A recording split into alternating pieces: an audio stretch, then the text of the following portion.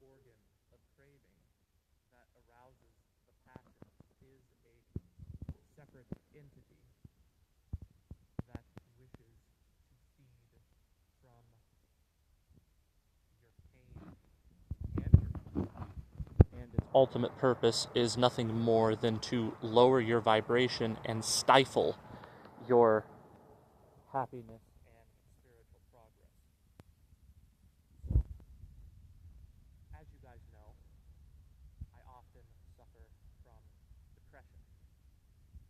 However, I notice that when I put my body in check and I say, okay, no more alcohol, no more cigarettes, no more sexual emissions, and no more alcohol, I notice that within a few days after the fact, even though I'm suffering in a state of desire that afflicts me, I notice that my vibration rises exponentially, and I feel better, and I think better, and my overall well-being is superior versus being in really the state of lethargy and vibrational debilitation that comes with eating unhealthy food, smoking cigarettes, drinking alcohol, and having sexual emissions.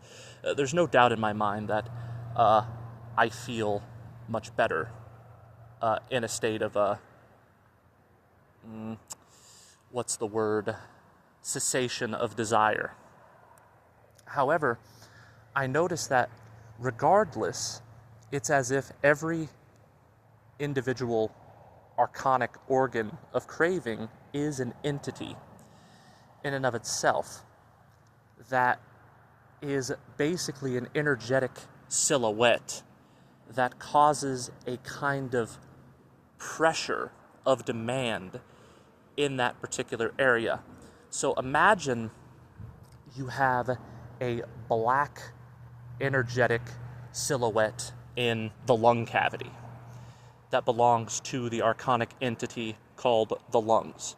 And it is like a vector that has an opening that wants to suck in the particular matter that it wishes to feed from, that causes both pleasure and pain, and will inevitably lower your vibration. In this case, let's say cigarettes, right? When I feel into the craving of the cigarettes, I literally feel into the pressure in my lungs that is causing a feeling of the demand for a particular substance. It's as if my lungs are a malevolent entity that is trying to receive a demonic offering, in this case, cigarette smoke. And even though I haven't smoked in several weeks, I feel into the pressure in my lungs. And even though I have been practicing intermittent fasting for the past couple of weeks, even though I'm not hungry, because let's say after I fasted for 6 hours, I would eat something healthy, I still feel the hunger pains and I feel the contractions in my stomach that is causing this intense craving, particularly for cheeseburgers, Mountain Dew, and French fries. And I say, I refuse to give in to this archonic entity that is a part of my biology that we call the stomach. I refuse to give in to it, but I feel a energetic, malevolent silhouette that is in my stomach, and it is like a vector that is wanting to suck the offering that this particular entity demands, which apparently is the unhealthy seed oils with all of the sodium and all of the artery clogging properties and the dead animal flesh and all of that stuff that I know is malevolent. And I know that as soon as I give in to the particular archon that we call the stomach and I give it what it wants, immediately I'm going to go from being in a state of happiness and well-being to a state of lethargy and drowsiness, and it's going to make my vibration lower for the remainder of the day because I decided to eat the cheeseburger, eat the french fries, and drink the Mountain Dew. So I refuse to give in to it, let's say, but I feel the darkness in that particular region simultaneously with the darkness in the region of my lungs. And if you want to take the feeling of horniness and blue balls, as it were, it's the same thing. It's as if that the genitals is a archonic entity that demands the release of your vitality in order for that to be an offering unto it that does nothing but takes your energy and empowers your matrix. It empowers the matrix. Because you wonder, when you are in a state of being fasted, being chaste, and not giving in to the temptations of the flesh, you automatically feel much better. But the matrix hates it when you're at a state of spiritual well-being and biological energetic vitality.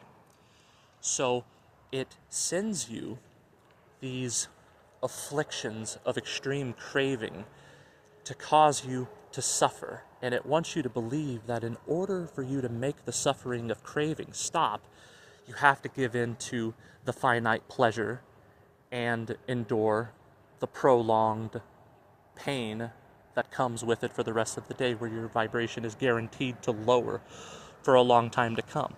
And that's why it messes with you.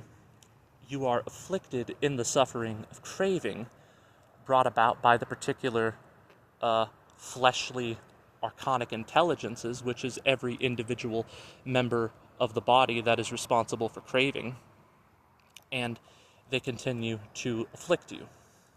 So then you give in to them and you're like, okay, I'm tired of craving cigarettes, so I'm just going to smoke a cigarette. I'm just going to eat a cheeseburger. I'm just going to bust a nut, and so on and so forth. And then you find that as soon as you do so, you go into a state of depression. You go into a state of feeling sleepy, etc. And I noticed that there's just such a large amount of these archonic, malevolent attacks that pertain to each entity, which is individual body parts that are constantly opening up a black hole that wants to suck something into it, whatever corresponds with it, as an offering to take your energy and empower the matrix. I'm convinced of this. And I want you guys to let me know what you think in regards to this. I'm starting to also conclude that our internal monologue is not really to be trusted, because a lot of times you get these thoughts that are not our own. For me, for instance, I'm a struggling alcoholic, and I am in a state of recovery, as I haven't drank in several months. But obviously the reason why I wanted to stop drinking is because I was sick and tired of the hangovers, and I was sick and tired of feeling lethargic with the mental fog that comes with it. So I said, you know what, enough is enough. And then, of course, I start to feel better.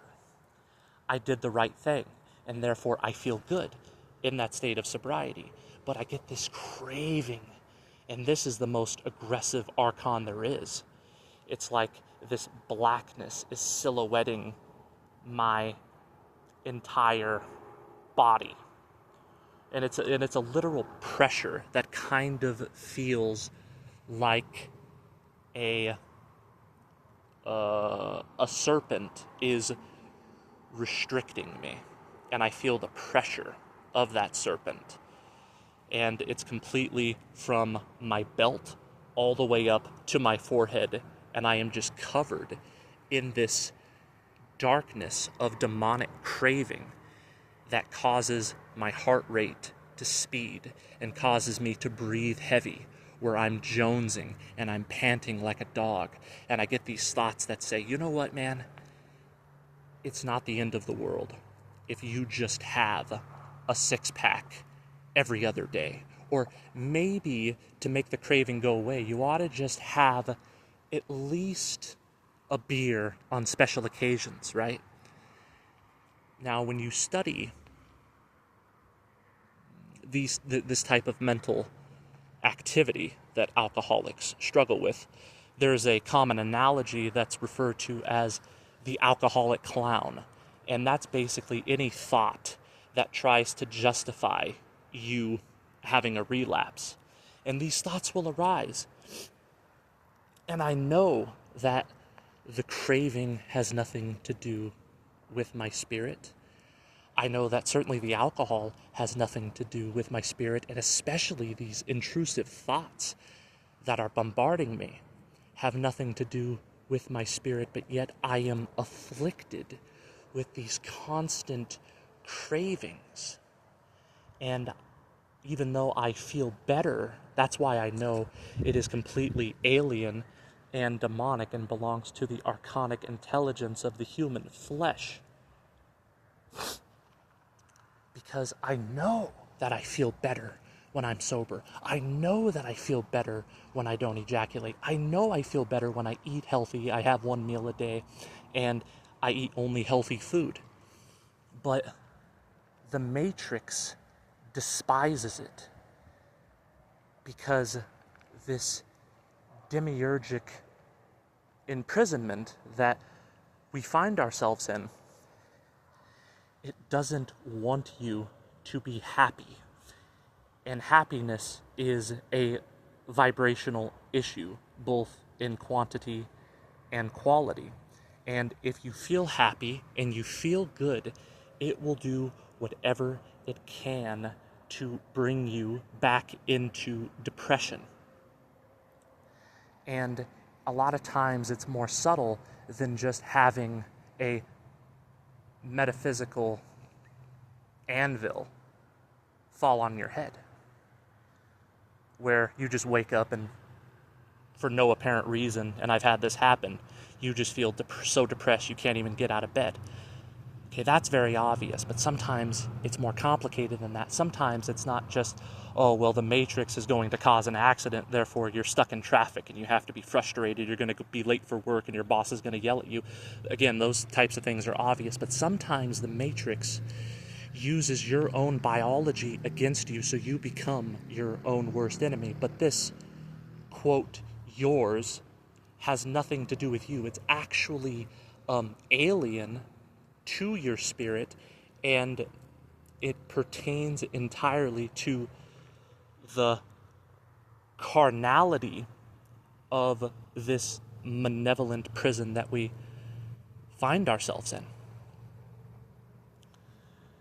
And that's exactly what I'm struggling with, regardless of the fact that I have been feeling much happier and my well-being has been much superior to my former state of depression. I find that at the same time, I am infested with the demiurgic will of the flesh that wants each individual archonic entity to feed from the sacrifice that corresponds with it. It says, give me those pornographic images, have several emissions, eat this greasy fast food, smoke that cigarette.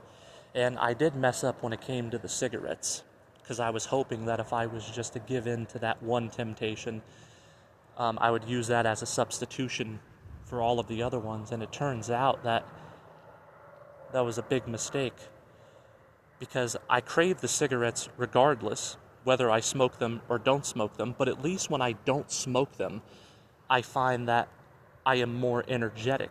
But now that I'm smoking, again, I still have the craving and I still suffer, and now I feel lethargic because the smoking is taking a toll on my vibration, right? And I realized that it was a big mistake and I should have just stood my ground, because really we are at war with the demands of our own flesh. Because you realize that when you don't give in to any of the cravings and you just have one healthy meal a day just to stay alive, you will notice that you feel much better. But then the matrix will protest your newfound well-being, and it will afflict you with the suffering of craving. And in order to make the suffering of craving stop, you give in to the cravings. But the problem with that is, as soon as you do that, you're still going to crave these things regardless. So you might as well just stayed without it.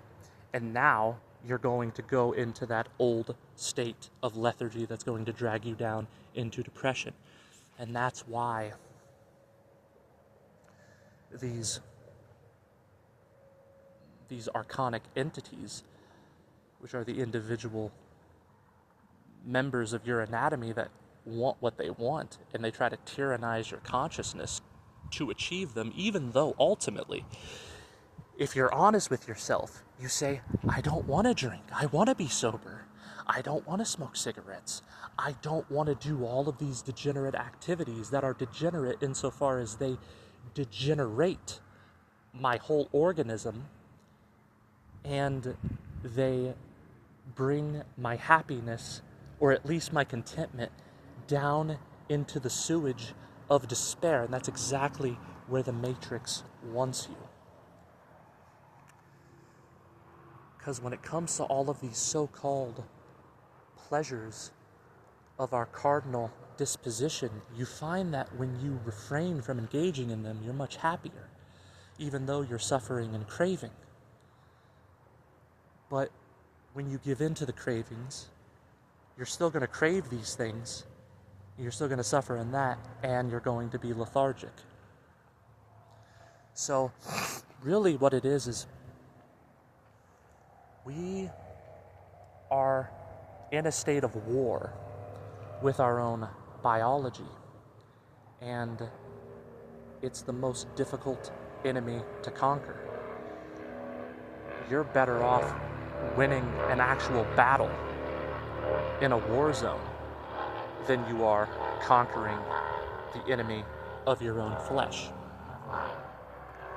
That wants you to not be wholesome and happy by refraining from these activities that you don't want to do and that you know are going to depress you, but they make you, or at least they try to make you do it anyway, because they know that as soon as you give in to them, the matrix is going to have you right where it wants you.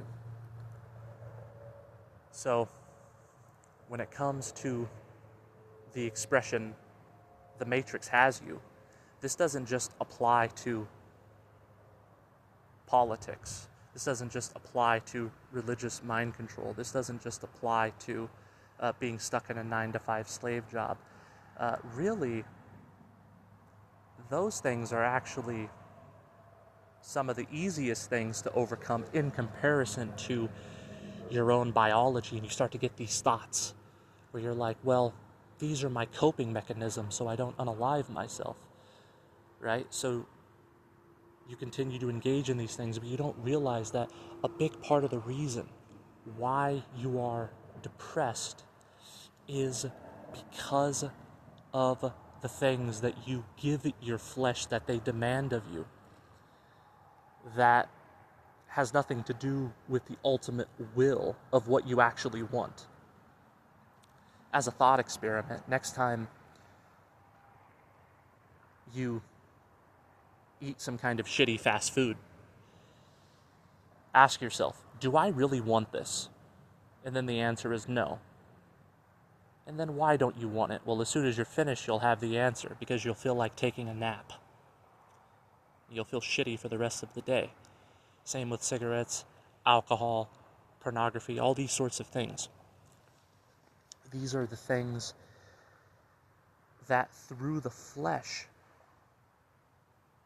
the archonic entities of your biology are wanting to feed from both your pleasure and your suffering.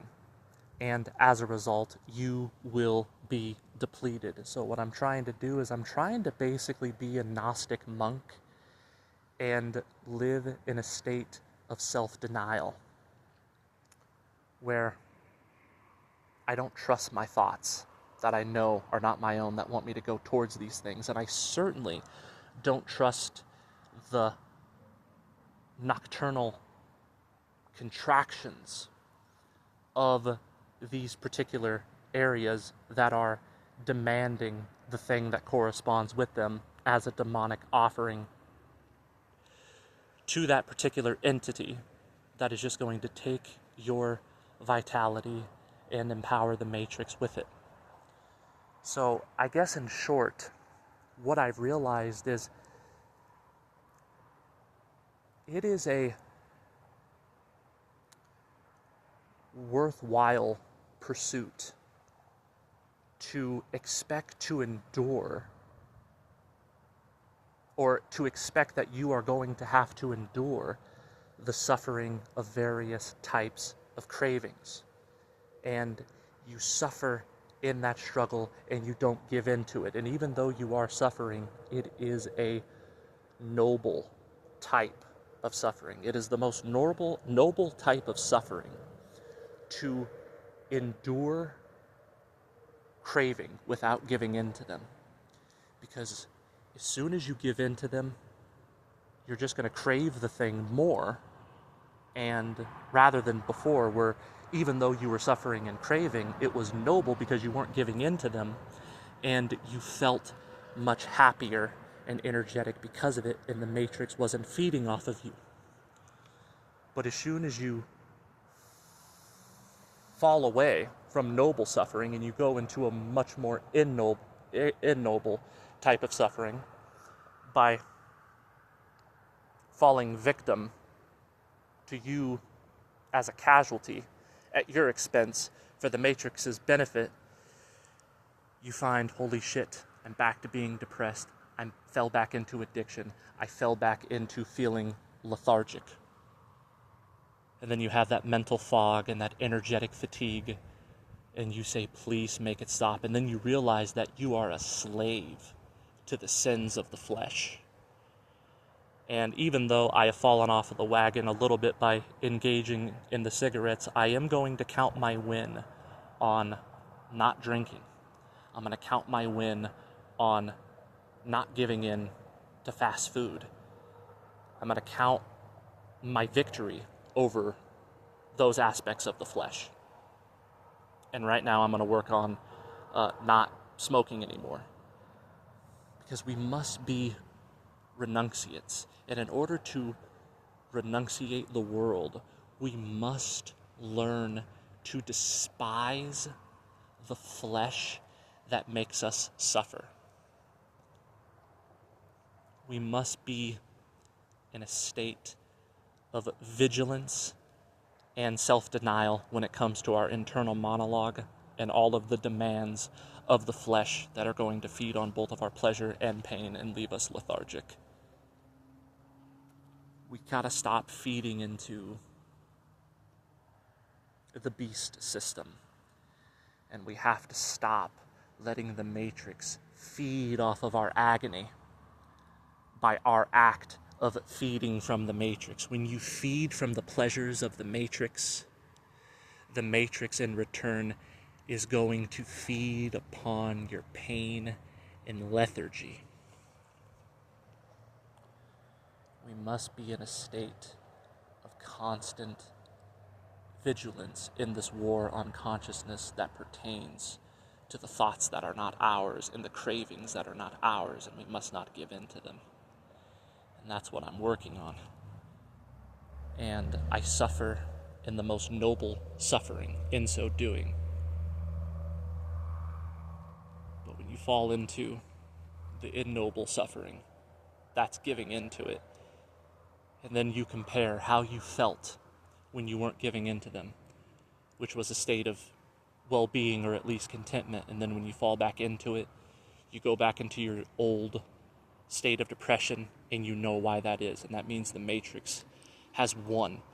But they won the battle, but they didn't win the war, because the war is ongoing until the moment of our death. We just have to sharpen our sword and build willpower and build the skill of defiance towards this prison realm that wants to feed from our misery. And in so doing, that will be our greatest triumph. And it is really the only triumph. Because even if you're able to escape all of the miseries that this Matrix has to offer, at the end of the day, you're going to be stuck in your abode of isolation with zero participation, with your own thoughts and with your own cravings, and an idle mind is a devil's playground. Or you could say a sedentary life of hermitage is also a devil's playground, because when you're sedentary, you leave yourself open for attack, like a sitting duck for the predatory alligator that wants to devour you. So, in order to escape the Matrix, ironically, you have to escape yourself. You have to escape the flesh and know that this egotistical entity that tries to pretend that it's your internal monologue, that it comes from your own selfhood, and that these are the things that you want, you have to know that it's just a Matrix implant that is designed to deplete you and feed from you, and we must overcome.